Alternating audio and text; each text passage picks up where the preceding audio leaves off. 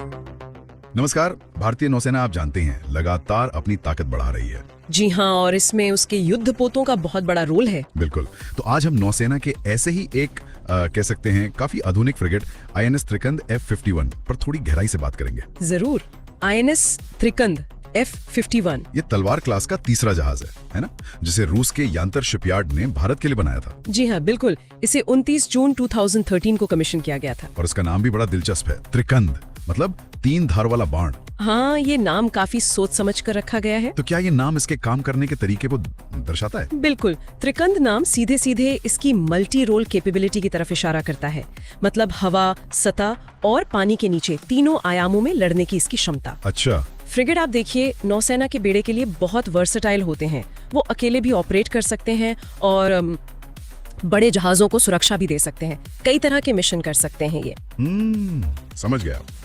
चलिए, तो फिर इसकी जो क्षमताएं हैं उन्हें एक एक करके देखते हैं। सबसे पहले इसका आकार और रफ्तार। जी। ये करीब 124 मीटर लंबा और वजन लगभग 4000 टन। हाँ, और ये आकार इसे स्थिरता देता है, खासकर जब समंदर में मौसम खराब हो। सही। लेकिन सिर्फ आकार ही नहीं, इसकी रफ्तार भी काबिले तारीफ है। इसमें 4 गैस टरबाइन इंजन लगे हैं। 4 गैस टरबाइन इंजन? हाँ, जो इसे करीब 30 नॉट। 30 नॉट? वो तो करीब 56 किलोमीटर प्रति घंटा हो गया। बिल्कुल।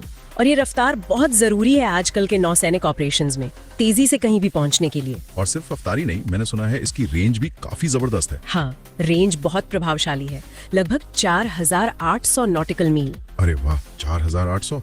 इसका मतलब तो ये हुआ कि ये बिना रिफ्यूलिंग के बहुत लंबी दूरी तय कर सकता है। सही कहा आपने। ये रेंज इसे हिंद महासागर क्षेत्र में, मतलब भारत की जो रणनीतिक पहुंच है, उसे काफी बढ़ा देती है।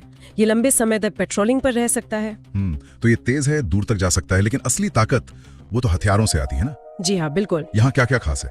मतलब सबसे पहले तो शायद ब्रह्मोस। हाँ, ब्रह्मोस सुपरसोनिक क्रूज मिसाइलें, जो अपनी स्पीड और सटीकता के लिए फेमस है। बिल्कुल।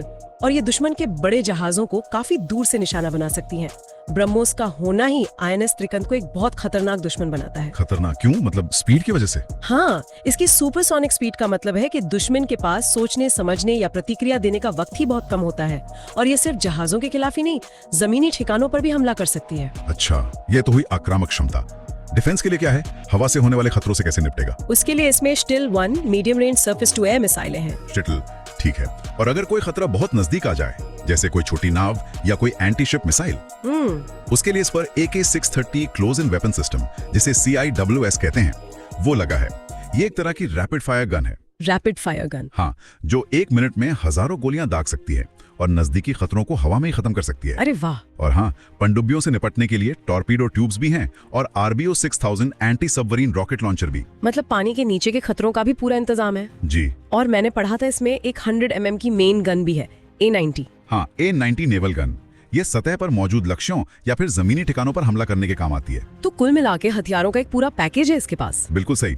इसमें आक्रामक और रक्षात्मक दोनों तरह के हथियारों का एक बहुत अच्छा संतुलन है। सतह, हवा, पानी के नीचे तीनों मोर्चों पर लड़ने के लिए तैयार। यही इसे एक सच्चा मल्टी रोल फ्रिगेट बनाता है। हथियारों के अलावा इसकी आंखें और कान, यानी कि सेंसर्स, वो भी जरूर बहुत आधुनिक होंगे। जाहिर है, इसमें फ्रिगेट एयर और सरफेस सर्च रडार लगा है, जो काफी दूर तक लक्ष्यों का पता लगा सकता है। Frigate radar? जी। और पानी के नीचे की दुनिया पर नजर रखने के लिए एडवांस्ड सोनार सिस्टम है, BEL हमसा।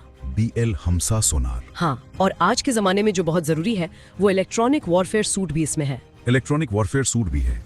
तो ये सब मिलकर कैसे काम करते हैं? देखिए, ये सारे सिस्टम मिलकर इसे अपने चारों तरफ की स्थिति का, मतलब एक पूरा 360 डिग्री व्यू देते हैं।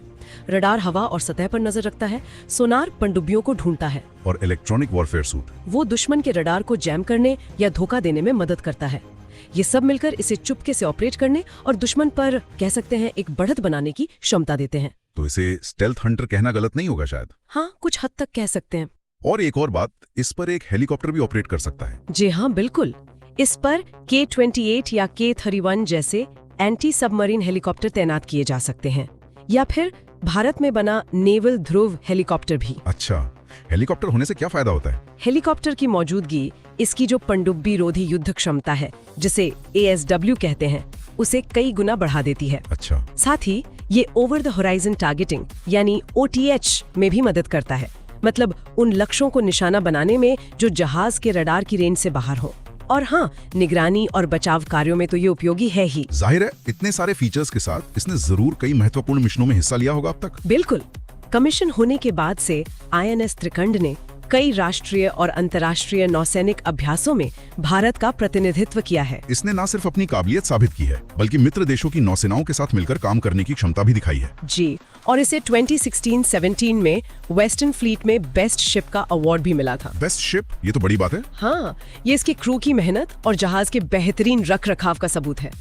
देखिए, इस तरह के जहाज सिर्फ हमारी समुद्री सीमाओं की रक्षा ही नहीं करते, बल्कि ये अंतर्राष्ट्रीय जल क्षेत्र में भारत की बढ़ती ताकत और उसकी कूटनीतिक पहुंच का भी प्रतीक है। हाँ, ये बात तो है। ये हिंद महासागर में स्थिरता बनाए रखने और भारत का जो समुद्री व्यापार है उसकी सुरक्षा सुनिश्चित करने में भी अहम भूमिका निभाते हैं। तो कुल मिलाकर INS त्रिकंद सिर्फ लोहा और तकनीक का ढेर नहीं है, ये भारतीय नौसेना की आधुनिक क्षमताओं, उसकी पहुंच और समुद्र में किसी भी चुनौती का सामना करने के दृढ़ संकल्प का एक जीता जागता उदाहरण है। बिल्कुल, ये वाकई में एक 3 धार वाला बाण है। ये एक अच्छा सवाल है सोचने के लिए। बिल्कुल। तो आज के लिए इतना ही।